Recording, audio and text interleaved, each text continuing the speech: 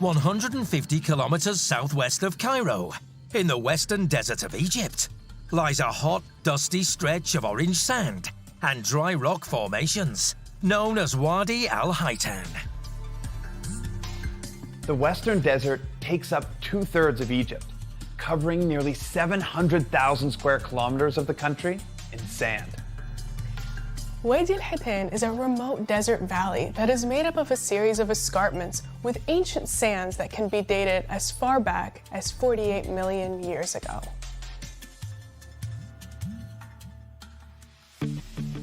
Under 43 degrees centigrade heat and demanding field conditions, a team made up of paleontologists and master's students were surveying a site when they discovered a near-complete, though fragmented, fossil of an ancient creature.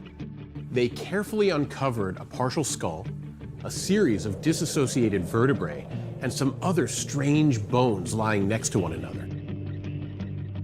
This specimen measures nearly 2 meters in length. So the bones of this animal were found all together, articulated, connected to one another. And what this means is that there was no post-mortem movement, and therefore the animal was found exactly where it died. This is clearly a sea creature, and a large one at that. But how did a sea creature end up in the middle of the western desert? You wouldn't know it by looking at this field of endless sand, but tens of millions of years ago, it was entirely underwater. 250 million years ago, this desert was the bed of the central Tethys Sea, named after the Greek goddess of the seas. It existed between the supercontinents of Gondwana and Laurasia, before these landmasses broke apart, forming the modern continents and oceans we know today. The seafloor closed up with the settling of the plates approximately 50 million years ago, during the Cenozoic era.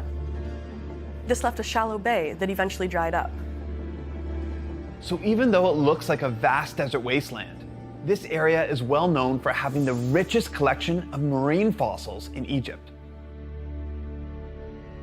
In 2015, a fully intact Basilosaurus, one of the first prehistoric whales, was discovered.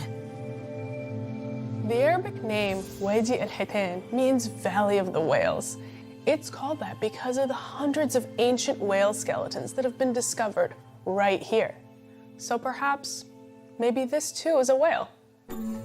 Among the numerous whale species discovered here in the valley, paleontologists have also found Phaeomycetes anubis, named after the ancient Egyptians' god of death.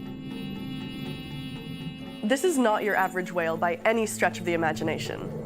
It's very small compared to modern whales. It's only about 3 meters long and weighed approximately 600 kilograms.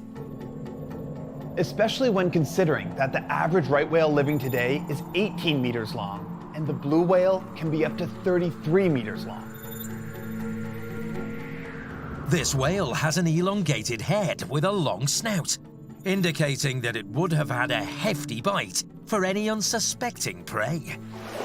It's believed this would have been a carnivorous predator, similar to today's orcas. But that's not even the strangest thing about this 43 million-year-old fossil of a whale in the desert. This whale seems to have legs, 4 legs, and legs are used for walking. It was a walking whale.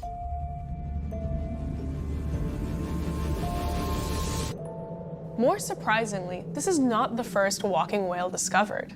In 2011, paleontologists in Peru found a 4-meter-long whale fossil that had hooves and webbed feet.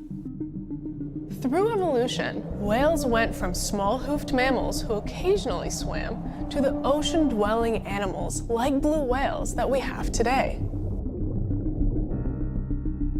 Further examination of the skull of the sea creature found in the wadi revealed 2 opicles, bone structures that protect the gills and define the connection of the head to the body. The presence of this bone structure here indicates that these remains are not those of a whale. In fact, it seems to be some type of very large fish. But what kind of fish is it? Paleontologists noticed another particular set of unique bones, known as the Weberian apparatus. This is amazing. The Weberian apparatus is a distinctive arrangement of small bones that connect the swim bladder to the auditory system. It enhances the fish's ability to hear under the extreme pressure caused by swimming in deep water. The bones of the Weberian apparatus are unique to the bony fishes, a category of 8,000 species, including carps, minnows, suckers, and catfish. Dating the bones by the strata layer they were discovered in, paleontologists were able to estimate the age of the fish to 37 million years old. Due to the extremely dry conditions of the desert that prevents moisture damage, these bones are incredibly well preserved despite their age.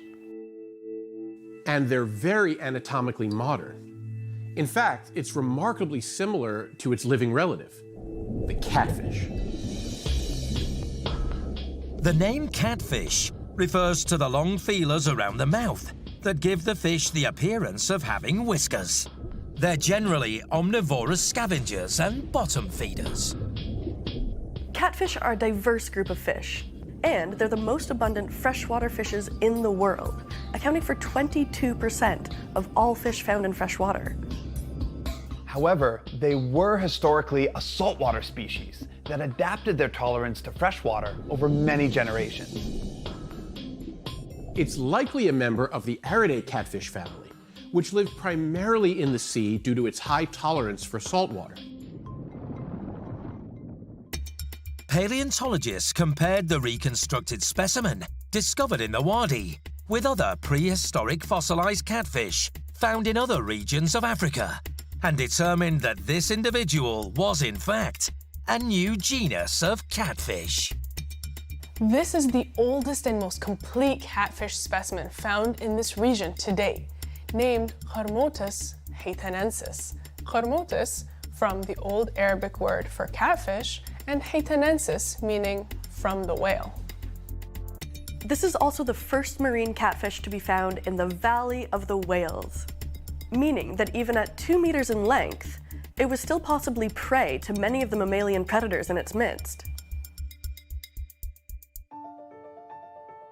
Every species plays a special role in its ecosystem, and each new fossil fills in a part of the larger picture that can't be properly understood until all members of its respective marine community are discovered. The importance of Wadi al-Haitan to the world of vertebrate paleontology can't be understated.